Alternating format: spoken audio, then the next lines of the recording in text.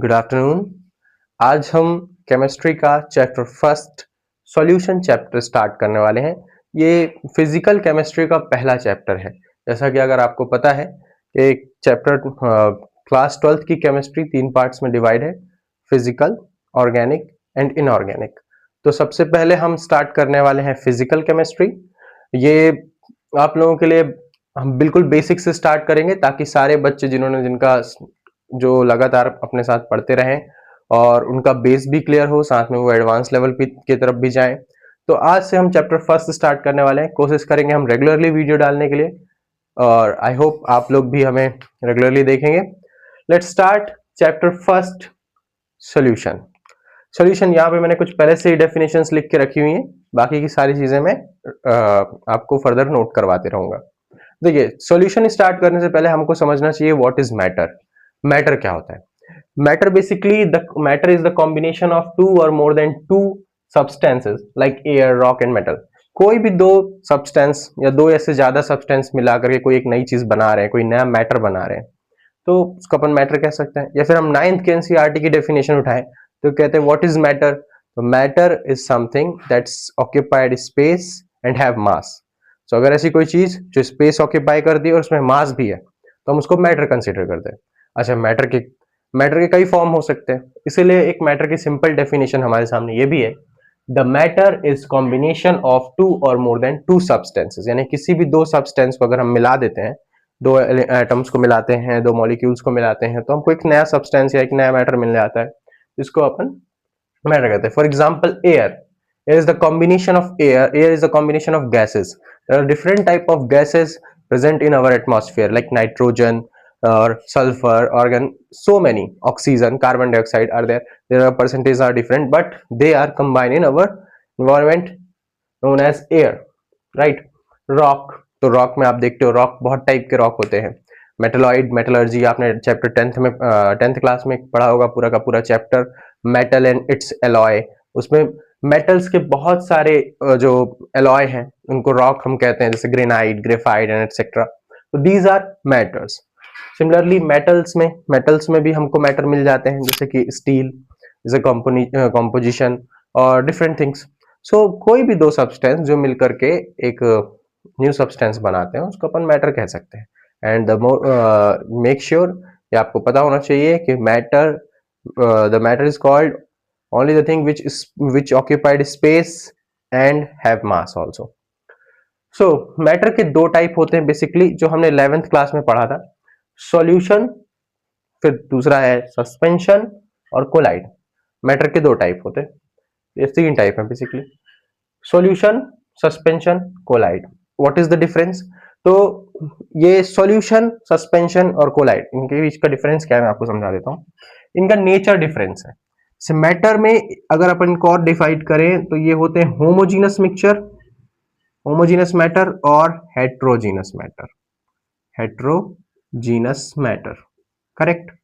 Homogeneous जिसमें आता है सॉल्यूशन, हेट्रोजीनस जिसमें आते हैं सस्पेंशन और कोलाइड। होमोजीनस और हेट्रोजीनस क्या होते हैं?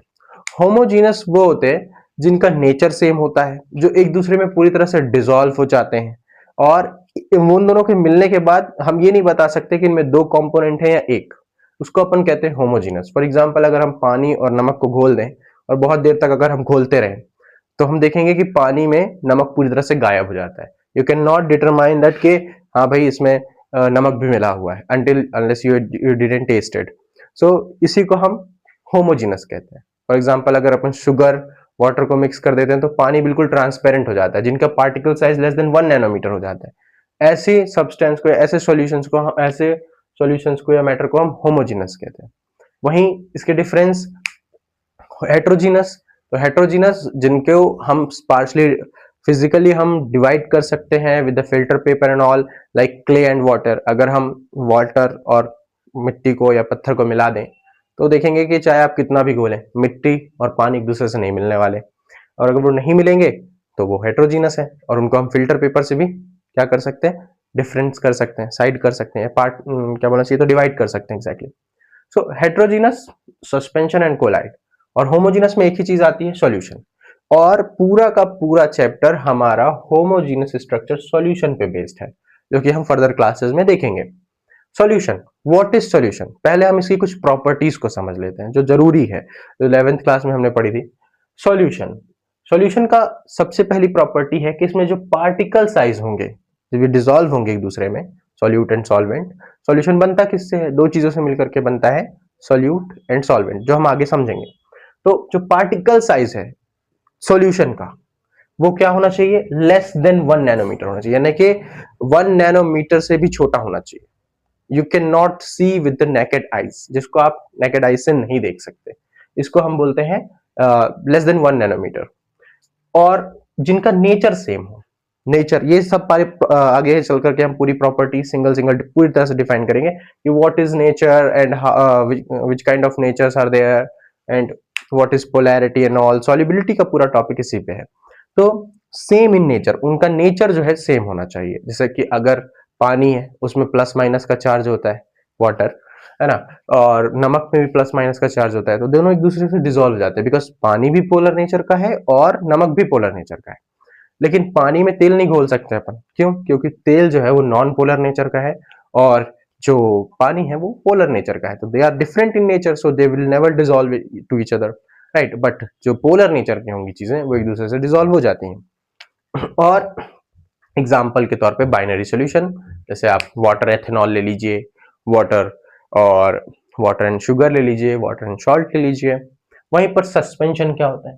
तो सस्पेंशन की पहली प्रॉपर्टी है कि मोर देन 1000 नैनोमीटर्स, जो कि 1000 नैनोमीटर से भी बड़ा पार्टिकल साइज होता है, जिसको आप नेकेड आई से इजिली देख सकते हो और आप ऑब्जर्व कर सकते हो कि हाँ, इसमें कुछ इम्प्योरिटीज मिली हुई है। फॉर एग्जाम्पल, आपके सामने एक क्लास में हम पानी ले लें और उसमें हम मिट्टी डाल दें और फिर हम उसको घोल रहे हैं, तो आप थोड़ी देर बाद खुद ही बता दो कि हाँ भाई, इसमें कुछ चीज मिली हुई है, जो कि क्यों है? क्योंकि वो विजिबल है, वो 1000 नैनोमीटर से भी ज्यादा है, ठीक है।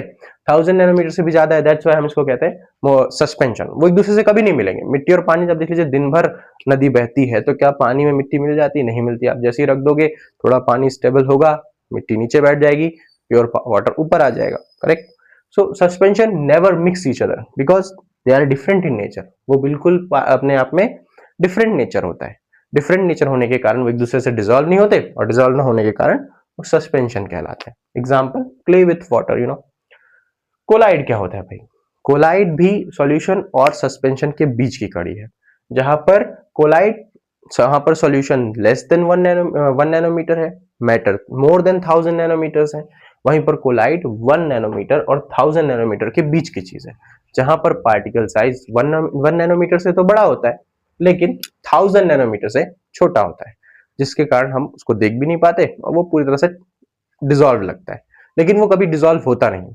पर इसमें क्या होता है भाई, ऐसा क्यों है? क्योंकि जो उनके पार्टिकल्स हैं वो पार्शियली डिफरेंट होते हैं एक दूसरे से, पूरी तरह से नहीं, पार्शियली डिफरेंस होते हैं। थोड़े पोलर भी होंगे, थोड़े नॉन पोलर भी होंगे, है ना। वीक पोलर हो सकते हैं, स्ट्रॉन्ग पोलर हो सकते हैं।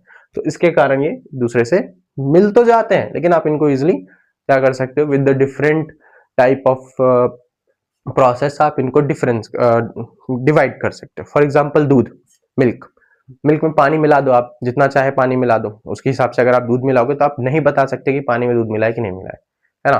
दूध वाले तो ही करते हैं।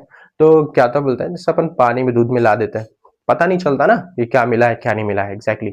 तो वैसे ही, लेकिन हम उसको कैसे डिवाइड करें, कैसे हम उसको क्लियर करें कि मिल्क बच जाए और पानी उड़ जाए? तो हम उसको क्या करते हैं, बर्तन को, पतीले को चढ़ा करके फ्लेम तेज कर देते हैं और क्या तो बोलते हैं, फ्लेम बहुत अच्छा हो जाता है। और ठीक है, तो पार्टिकल साइज दोनों के थोड़े से डिफरेंस होते हैं, है ना। Fog and clay, fog and clay example है इसके। फर्दर चीजें हम अगली क्लास में देखेंगे और समझेंगे कि क्या है, और सॉल्यूशन के बारे में पूरा डिटेल में स्टडी करेंगे। तब तक के लिए बने रहिए और हमारा चैनल सब्सक्राइब कर लीजिए, लाइक कर लीजिए और बने रहिएगा। Thank you so much.